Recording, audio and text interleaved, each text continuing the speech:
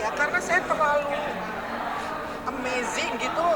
uh, 7 hari ini melihat media sosial itu sepertinya kayaknya orang Indonesia tuh sebetulnya pujangga loh, sebetulnya sastrawan loh, karena mereka bisa mengeluarkan narasi-narasi yang begitu indah yang saya jarang lihat di medsos, ya, TikTok, Facebook dan lain sebagainya. Ya saya di TikTok sih yang lebih banyak, tapi kemudian juga ada yang ngejapri saya dari temennya, ada sajak, ada lagu, dan lagunya itu saya sih yakin itu pembuatnya adalah milenial, dan kemudian bahasanya itu tingkat tinggi lah gitu ya. Saya sampai terharu. Jadi saya berpikir ini mungkin dia kalau ke pacarnya aja nggak segini sih gitu loh. Dia kalau ke pacarnya nggak segini ini. Dan saya kemudian berpikir, aku suka ngomong sama ibuku, Mam, ya sebetulnya bibit langit apa sih yang kau tanam sehingga kami anak cucumu menuai, kalau menurut aku ini tsunami yang kasih sayang. Dan saya bayangkan mudah-mudahan 7 hari itu berlangsung naskah-naskah atau narasi-narasi positif indah yang kayak mau ke langit gitu, itu mudah-mudahan menghapus hoax. Kan tadi kalau kata Pak Ustadz kan, sebisa mungkin posting yang baik. Jadi saya berpikir, netizen Indonesia baik-baik kok, pinter-pinter kok, mereka seperti sastrawan, nulisnya wah bukan main. Saya nggak hafal sih, teman, ada di HP saya. Sampai nggak bisa ngomong, aku speechless gitu. Dengan berpakaian putih-putih, dress code itu seperti apa sih Bun sebenarnya? Ya sebetulnya ini keinginan ibu saya sejak 5 tahun yang lalu. Dia selalu ngomong, kan kadang-kadang aku nggak nanya gitu, tapi dia ngomong, Mbak, nanti kalau aku mati teman-teman yang datang mesti putih ya, aku nggak suka hitam. Jadi maksudnya dia mau supaya yang memang sedih, tapi dia nggak mau membuat teman-temannya sedih terus-menerus gitu. Jadi ya ikhlaskan, kemudian go on, kemudian maju terus, karena memang yang diinginkan oleh ibu saya itu adalah mencintai negeri ini dengan semangat dan tenaga. Khususnya dia berpesan, dia nitip anak-anak, dan memang terlalu banyak ya panutan yang saya harus pelajari. Saya 65 tahun umur saya, tapi rasanya saya belum khatam mempelajari budi baiknya dia, aktivitasnya dia, tutur katanya dia. Kemudian satu ini loh, dia itu berani berkorban untuk menolong orang dalam rangka memanusiakan manusia, khususnya manusia yang lagi berjuang untuk hak hidupnya. Apalagi kalau sama-sama dari orang desa, karena dia juga orang kampung, dia ngerasain. Ya contohnya ya seperti cerita Titi Puspa Inul, itu sebetulnya baru kemarin nih saya berpikir, itu sebetulnya cerita naskahnya ditulis oleh Tuhan, pelakonnya adalah Titi Puspa sama Inul, tapi message-nya itu adalah yaitu tadi memanusiakan manusia, humanitarian, ya kayaknya kalau saya lihat sih pengorbanannya dia lumayan, bukan main sih. Makanya saya bilang sama Inul, ibu saya tuh ngebela kamu melebihi dari dia ngebela anak-anaknya loh. Tapi saya tidak mau melihat dari sisi jealousnya, karena saya melihat bahwasanya ibu saya itu melakukan ini sebagai contoh, juga dicontoh oleh anak cucu saya, bahwasanya demikianlah manusia sejelek-jeleknya itu harus yang bermanfaat bagi manusia lain.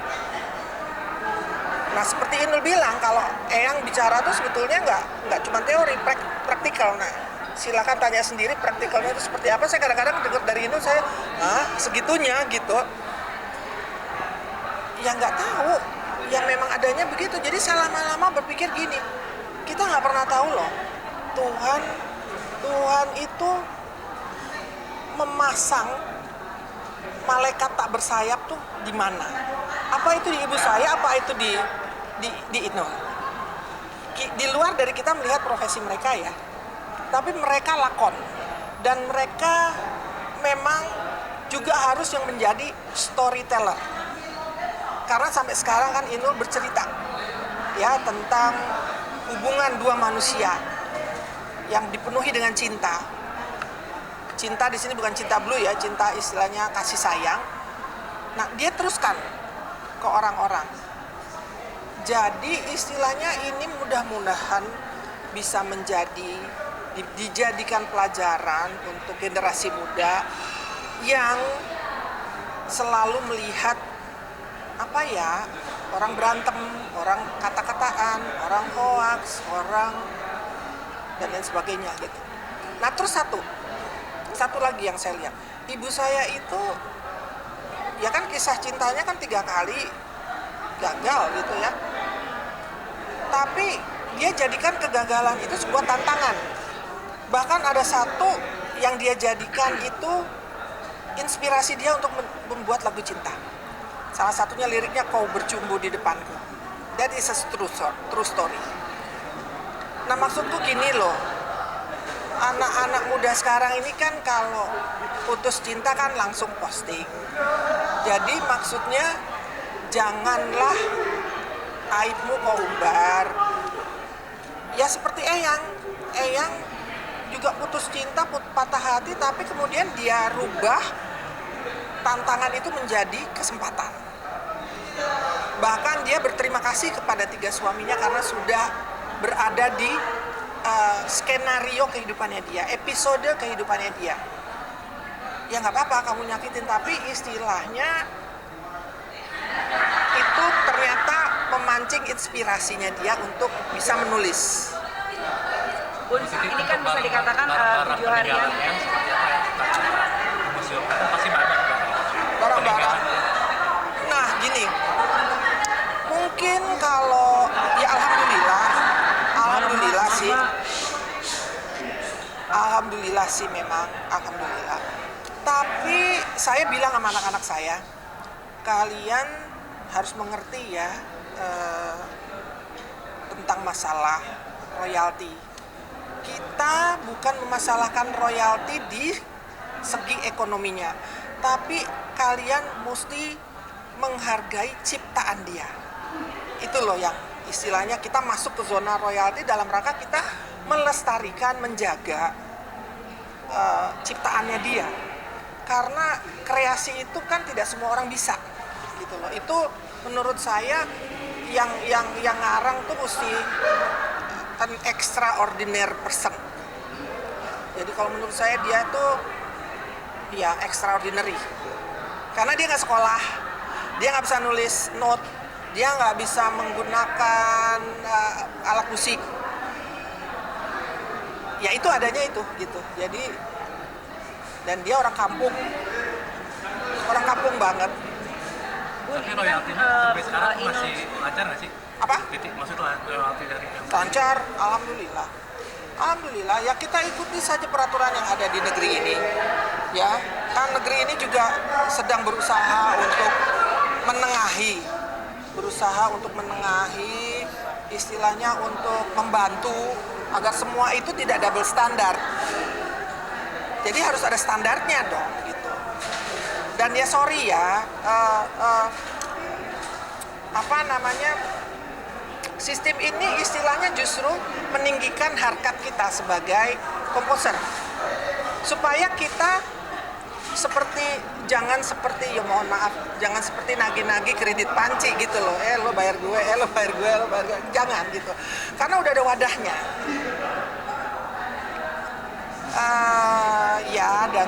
Dan ibu saya itu berteman dengan musika itu sejak dari bapaknya. Jadi itu sudah seperti family best friend. Dan memang ibu saya sudah percayakan semua ke Musika, ke Wami. Jadi ya mari kita kepala dingin lah gitu ya. Semua itu teman. Komposer kalau nggak ada penyanyi, siapa yang mau nyanyiin? Penyanyi kalau nggak ada lagu, bagaimana dia bisa mengekspresikan teknik nyanyinya sehingga dia jadi hasil akhirnya terkenal. Penyanyi dan komposer kalau nggak ada pemain band musisi nggak bisa end resultnya tidak bisa optimal. Jadi kita berteman lah semua. Seperti saya berteman dengan Anda sekalian, ya kan? Kita sama-sama kolaborasi cantik lah gitu. Bun, ini 7 hari sendiri Inul juga ikut andil dalam mengurusi acara ini, seperti apa? Justru beliau itu yang paling utama, yang paling semangat, yang paling maju duluan, yang paling action duluan. Ya memang demikianlah cintanya dia sama Eyang. Nah makanya memang juga mungkin waktu Eyang sakit kami memberikan keleluasaan bagi dia karena saya mesti empati. Ibu saya tuh cintanya sama siapa? Dia bahagianya sama siapa? Jadi ya kita tarik ulur ya jadinya. Ani dan saya yakin sih dia berbahagia ya dengan majunya Inul tentunya. Artinya memang hari ini sendiri seperti kayak ikut repot juga Inul dalam Banget. acara hari ini. Banget. Saya mungkin tidak cukup dengan berterima kasih gitu. Banget. Saya nggak minta beliaunya aja yang berinisiatif seperti itu. Jadi saya jadi tubuh Eyang boleh dikubur tapi jiwa dan rohnya itu masih membara di kalbu saya. Saya kadang-kadang tuh suka kewalahan gitu. Jadi kalau kayak kalau handphone itu yang jelek kan cuma kecil gigabyte-nya ya. Ini yang bagus. Nah, dia mau ditransfer ke sini gelagapan. Saya kayak orang tenggelam gitu. Gitu karena dia kapasitasnya gede. Saya belum berapa. Tapi ya karena dia dinyatakan tamat kemarin sama sang penentu, siapa yang bisa nawar? Tapi tugasnya ya insya Allah kami akan lanjutkan ya semampu kami. Berarti di hari ke-7 ini dengan pamer tidak ada di rumah. Bagaimana sih dengan kondisi rumah sendiri dan PT sekarang merasakannya seperti Kamera kan nggak enak. Gak apa-apa juga. Jangan karena kalau saya nangis jadi nggak bisa fokus, tidak bisa memberikan atau menyambungkan message, pesan yang ada di kehidupan dia. Karena menurut saya kehidupan dia tuh penuh dengan makna pesan. It seems like God is talking to me and God is talking to manusia. Berarti seberapa cinta ya terhadap anak-anak sehingga diberikan begitu hadir dan seberapa cinta ya terhadap anak yatim sehingga mereka hari ini juga ikut hadir juga mendoakan Eyang. Ya kalau anak yatim itu yang nggak cuman istilahnya yang mungkin sehari-hari, tapi Anda bisa lihat bagaimana dia melihat anak-anak muda yang punya talenta itu benar-benar dibina lah gitu. Contohnya aja dulu tahun 68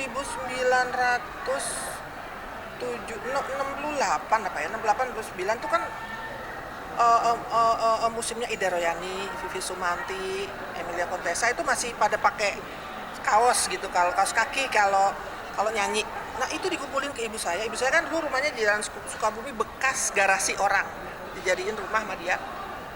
Jadi kalau penyanyi cilik ini datang, ayo tidur tempat tidur dia, saya sama adik saya di sofa. Ya gitu. Tapi kan saya kan tidak boleh menilai dari angle negatif thinkingnya kan. Kita mesti positive thinking gitu. Tapi dirasakan ketika sampai rumah gitu, biasanya ada almarhum.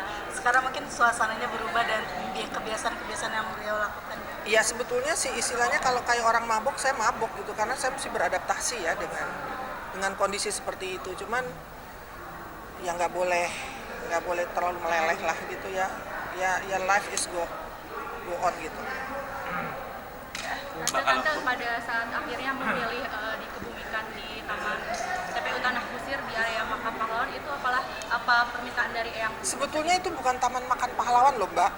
Jadi itu sebetulnya adik saya punya 3 kapling di situ. Di situ ada mertuanya. Nah kemudian dia punya 2 kapling lagi. Nah ternyata dia pernah ngobrol sama adik saya Ella. Mbak, Dek, aku di tengah ya. Gitu. Jadi memang percakapan tentang kubur mengubur itu memang udah lama gitu. Cuman saya kan berpikirnya ya seniman kali lagi arahnya ke situ gitu kan. Saya ini kan bukan anak aja, saya managing director Titi Puspa Management, tapi juga saya harus kayak jadi sparring partnernya dia gitu. Kalau dia mau bicara kemana kita harus ikutin, bicara kemana saya harus ikutin. Tapi kadang-kadang juga untuk ya istilahnya sekarang ini kan the new world, the new type of business, the new regulation, the way of thinking. Nah itu adaptasi dan saya sering ya ngajarin pelan-pelan lah gitu. Mbak udah pernah dimimpin Eyang? Hah? Udah pernah dimimpin Eyang? Belum. Nanti nggak sih Mbak? Belum, suami saya tadi malam habis tahajud terus pagi-pagi jam 5 aku lihat mama katanya. Ngapain? Lagi menuju ke apa nih gedung ini? PT IKA. Lagi menuju ke PT IKA katanya. Hai Mom. Pakai putih-putih Bu. Nggak tahu deh, pokoknya dia bilang tuh mama lagi menuju ke PT IKA. Oke, berarti terakhir Tapi saya nggak dimimpiin, belum. belum ya. Tapi masih mengharap dimimpiin ya Bu. Ya, walau alam lah. Terakhir Bu, mungkin apa sih yang mau disampaikan mungkin untuk almarhum di sana yang meninggal dari Bu Peti sendiri, apa sih yang mau disampaikan? Apa gimana? Apa yang ingin disampaikan mungkin doa dan harapan mungkin ya sebagai anak itu, mungkin almarhum di sana juga mungkin melihat ya. Ya jadi mudah-mudahan tentunya mama bahagia di sisi Tuhan Yang Maha Esa, bertemu dengan orang-orang yang dia pernah cinta, bertemu dengan bapak ibunya. Karena tanggal 24 itu habis dari Musika Berbagi itu pulang itu dia juga ngomong tanggal 24 loh ya, itu kan sakitnya 26 tuh dia bilang Mbak, aku dikuburin di sampingnya bapak ibuku aja ya katanya gitu. Terus aku diam aja, ini arah ngomongnya mau kemana nih dalam hati gue gitu kan. Tapi kesian ya kamu nanti kejauhan, jawab sendiri. Nah, udah kerasa. Dan berpakaian putih-putih juga ya Bu. Putih-putih kan terakhir itu foto yang itu tanggal 24 loh. Iya. Bukti loh itu 87 tahun karena itu tanggal 24 Maret itu.